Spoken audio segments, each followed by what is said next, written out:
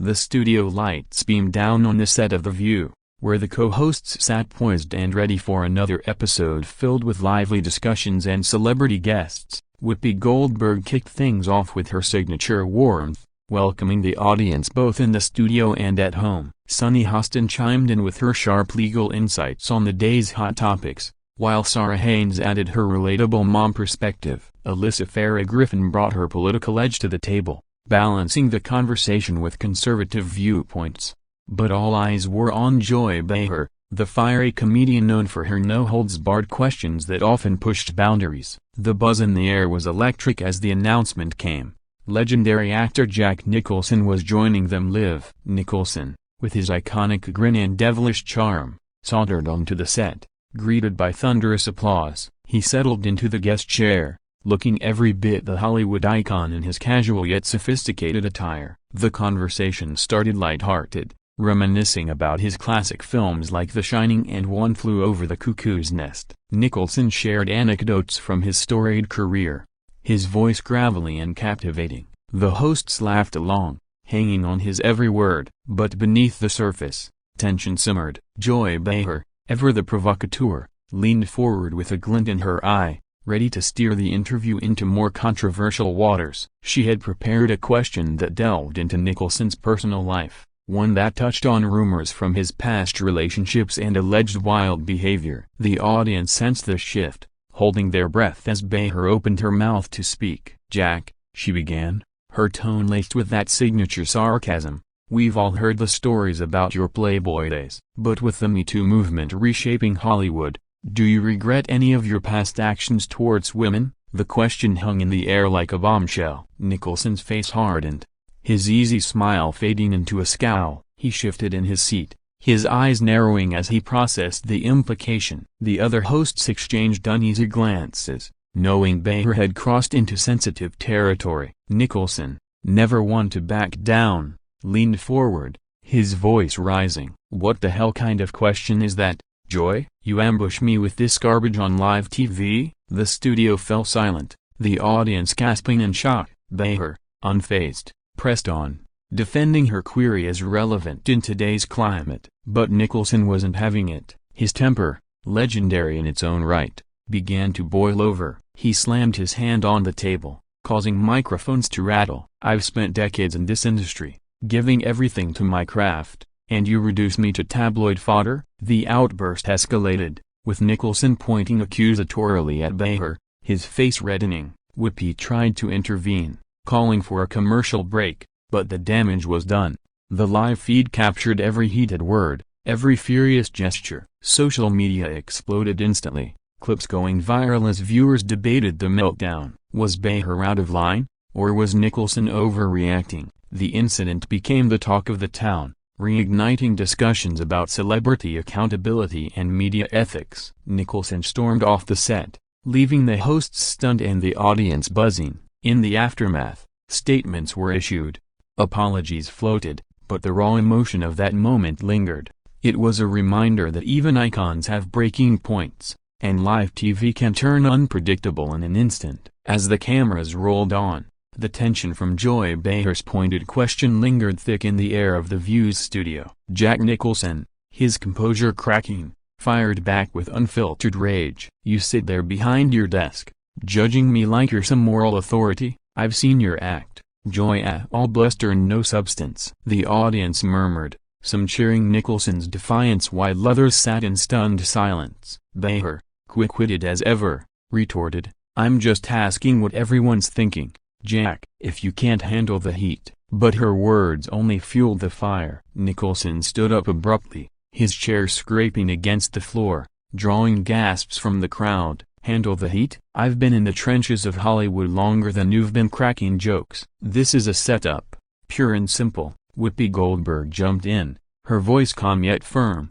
trying to de-escalate. "Let's take a breath here, folks. We're all friends." But Nicholson wasn't done. He paced the set, ranting about the invasion of privacy in modern media. "Back in my day, we had respect. Now it's all gotcha moments and clickbait headlines." Sunny Hostin attempted to redirect, asking about his upcoming projects, but the momentum was lost. Alyssa Farah Griffin nodded sympathetically, perhaps seeing parallels to political ambushes. Sarah Haynes looked uncomfortable, fidgeting as the exchange grew more heated. Behar, undeterred, doubled down. Regret isn't weakness, Jack, it's growth. That was the spark that ignited the full meltdown. Nicholson's voice boomed, echoing through the studio.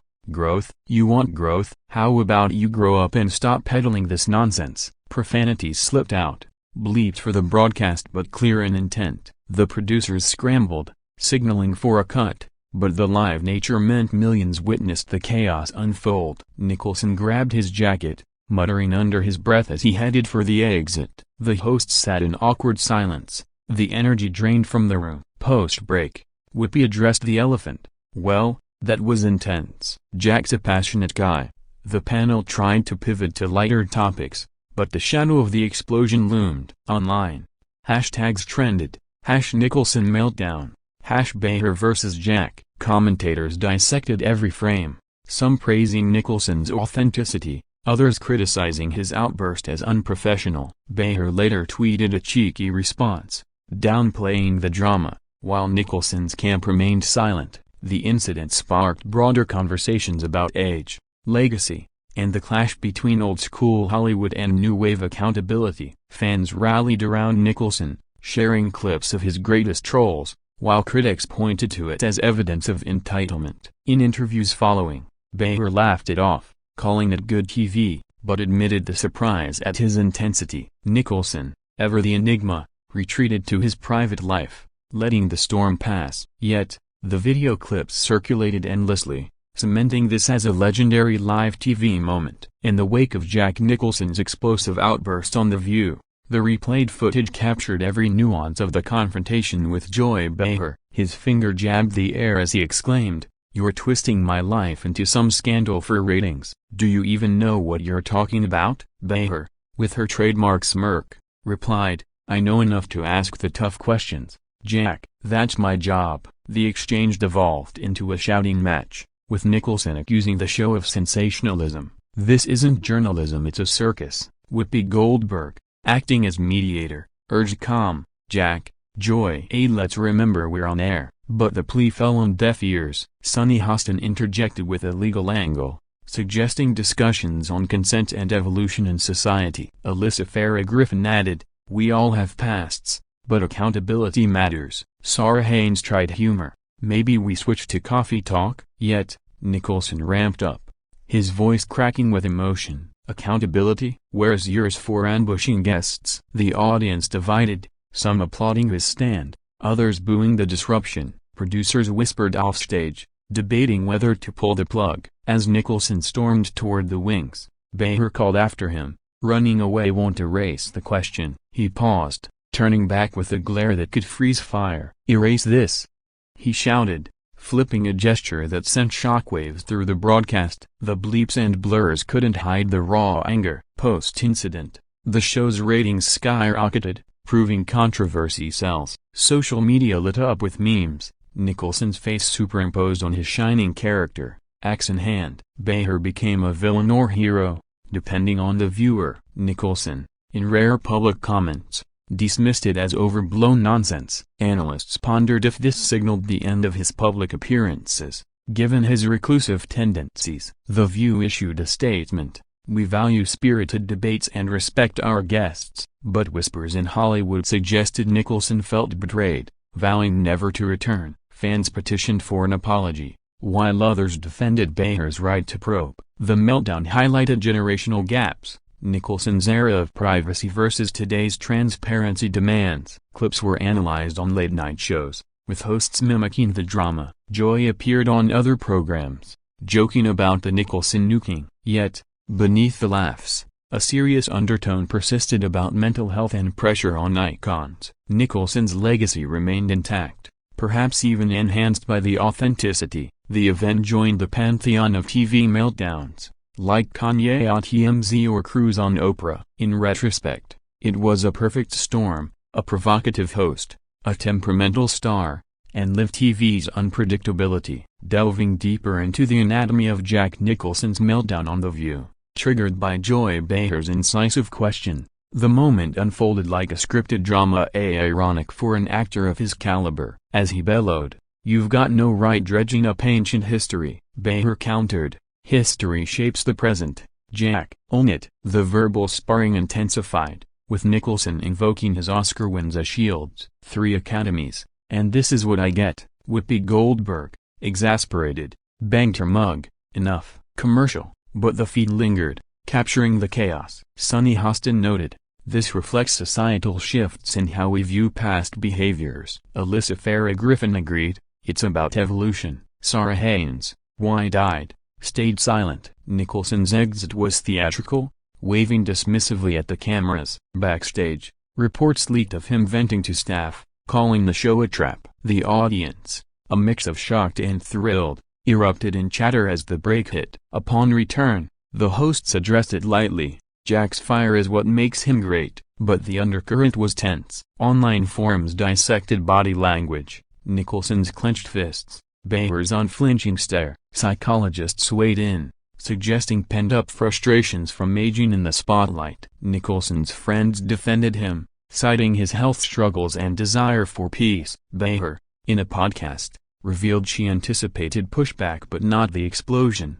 "He's Jack Nicholson, unpredictable." The incident boosted The View's viewership, with reruns drawing record numbers. Merchandise popped up, t-shirts reading "Don't Joy Me," memes flooded TikTok, remixing the audio with movie scenes. Critics argued it exposed media's thirst for drama over substance. Supporters praised Behar for holding power accountable. Nicholson, retreating to his Mulholland Drive home, avoided the fray. Rumors swirled of legal action, but none materialized. Instead, it faded into lore, a cautionary tale for guests. The question itself about regrets in light of Me Too resonated, prompting reflections across industries. Other celebrities shared similar ambushes, fostering solidarity. The View adapted, perhaps softening edges for future interviews. Yet, the raw clip endured, a testament to live TV's volatility. In Nicholson's words from a past interview, "You can't handle the truth."